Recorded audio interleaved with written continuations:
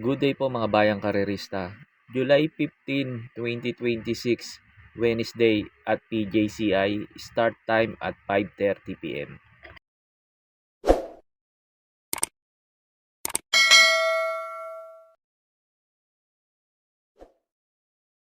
Start na po tayo, race number 1, start po ng pick 6, races 1 to 6, distance 1,200 meters. Sa araw po ng Wednesday, bali 8 races po tayo dito sa Wednesday na may winner take all carry over. Race number 1, pamprimera ko dito. O pwedeng single sa mga nagtitipid kasi pick 6 naman to eh. Numero 2, Looking Cool. Tingin ko wala nang pauunahin to. Last run nito, ang ganda na ng tinakbo nito. Segunda to. Kay Crucial, nagpreba ng 1.13 punto media. Tingin ko pag walang humabol dito at makasolo air ito, tingin ko malaki chance makatapos ng karera to. Numero 2, Looking Cool. Tapos nag-protection lang ako yung numero 3, Golden Showtime. Sakali kasing piliting may humabol kay Looking Cool. Tingin ko ito pwede makinabang numero 3, Golden Showtime. Saka may bilis din naman to. Tingin ko makakasabay ka agad to. Saka baka magamay na ni M.A. Alvarez.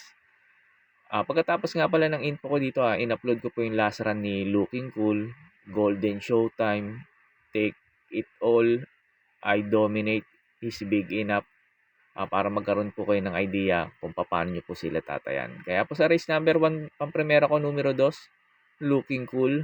Tapos pamprotection ko numero 3, Golden Showtime. Oakley goes up and they're off and running. Slow into stride was I Dominate, and not well away was He's Big Enough. Coming out very quickly, Looking Cool on the inside, and he's looking to lead, and he'll find it. Looking Cool about 2 in advance of Crucial. Wide out on the track, and the Rancho Santa Rosa colours. Capital Assets your favourite, and pushing between runners Golden Showtime. They shot away by 8 and 9 lengths in second last spot, I should say. Graceful Bill. He's Big Enough is back at the tail of the field, and I Dominate is the tail ender and a mile off them, swinging down the side. 6:50 out. Looking Cool shot away. He's 3 in advance of Crucial. Creeping closer on the inside. Golden Showtime, your favourite, is under a ride here, and that's Capital Assets. About 10 or 12 back, Graceful Bill, followed by He's Big Enough, and tacking on I Dominate, but 15 off the leader. Looking Cool, hard against the rail, the leader. Out in the centre of the track, Crucial runs on just fairly. Then Golden Showtime, favourite needs a miracle from there. Capital Assets, Crucial found the front, 100 metres out. Crucial darted clear, and it's all Crucial in the first of the afternoon. Crucial races away and is going to beat down to the line, and second spot is going to be He's Looking Cool, followed then by next over the line was Golden Showtime, then Capital Assets was disappointing. I Dominate was a long way back with He's Big Enough. Sa race number 2 na po tayo, start po ng winner take all. Races 2 to 8, distance 1,200 meters. Dito sa race number 2 na to, dito na po mag-start yung winner take all carry over na 1,047,799.80. Kaya good luck po sa atin, sa lahat po ng mga tataya ng winner take all. Good luck po.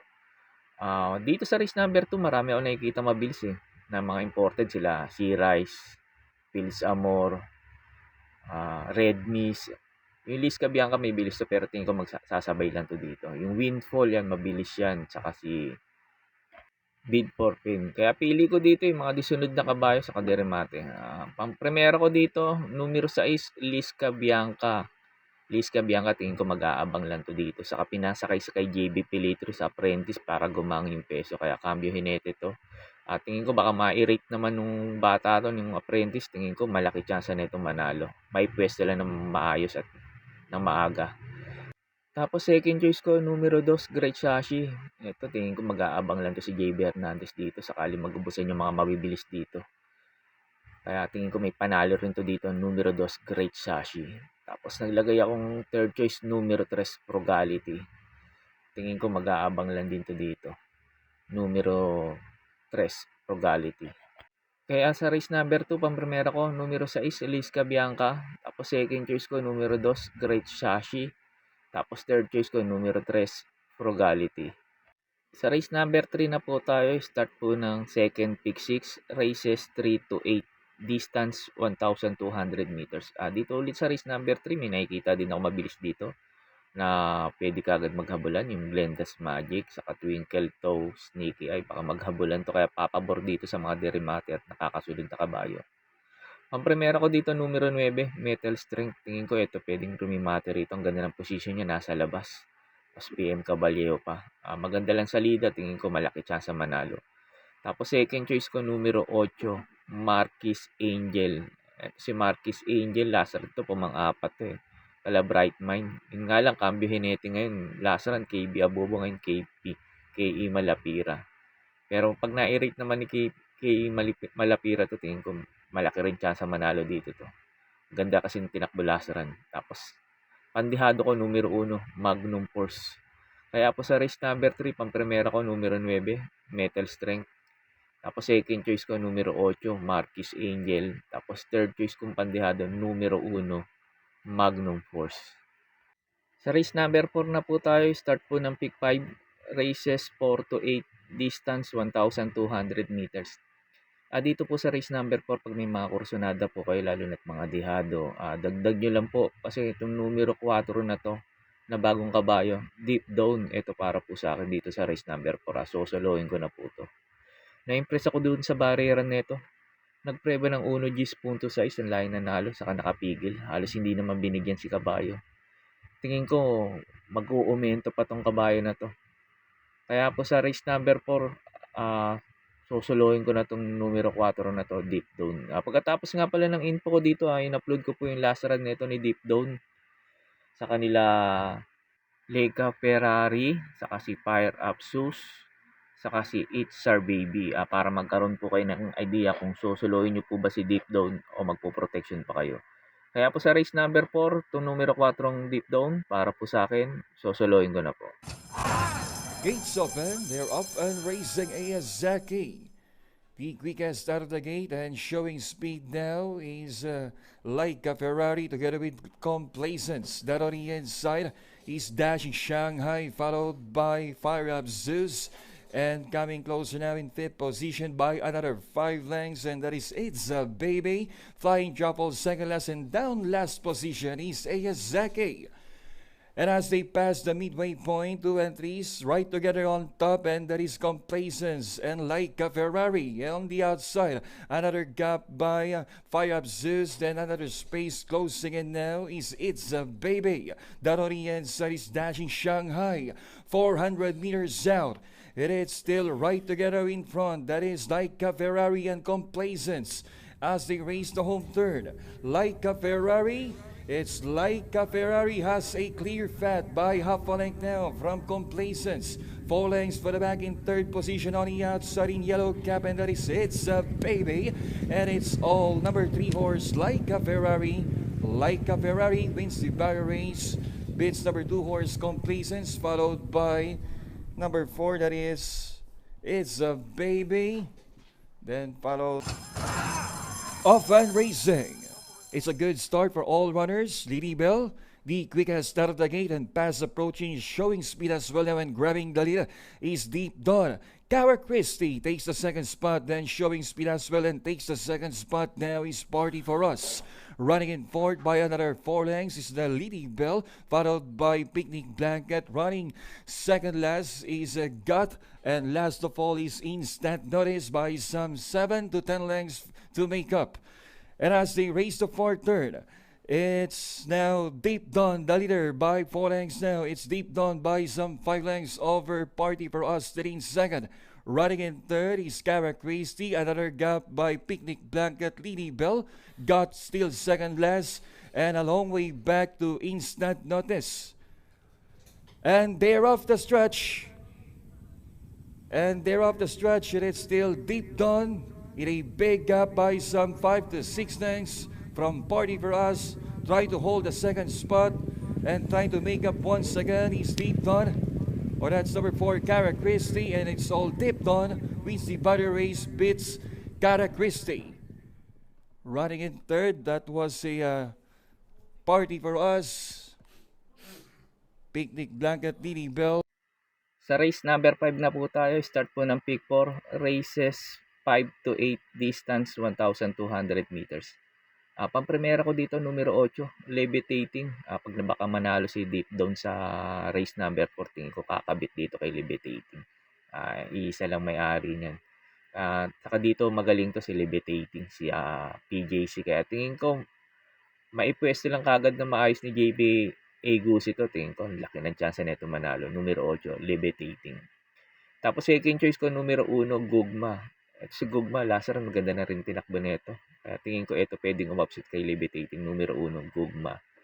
Tapos naglagay ako third choice, numero Gis, Marvin's Pride. Ito ang ganda ng position niya, last to enter. Problema lang kasi kay Marvin's Pride yung mga previous run nito. Naiiwan sa aparato. Ngayon, ang ganda ng position niya, nasa labas. Tingin ko, pag maganda sinalida nito, wala nang paunahin to. Kasi mabilis na kabayo to. Numero Gis, Marvin's Pride. Saka dito magaling sa PJC to.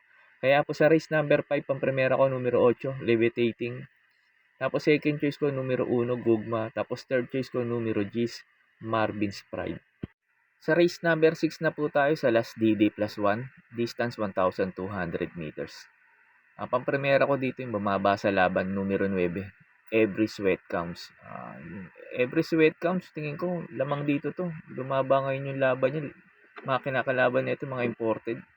Ma-rate lang ni NC Lunar to at mauna to. Tingin ko laki chance na ito manalo. Numero 9, Every Sweat Counts. Tapos second choice ko yung couple entering numero 1, Lilibel saka Elena Bell. Tingin ko mag-aabang lang to. Itong dalawa na to. Pero may bilis din naman to. Tingin ko mag-aabang lang to sakaling piliting habulin nila si Every Sweat Counts ni Eye in the Sky saka ni Don Pedro. Papabor dito sa couple entry na to.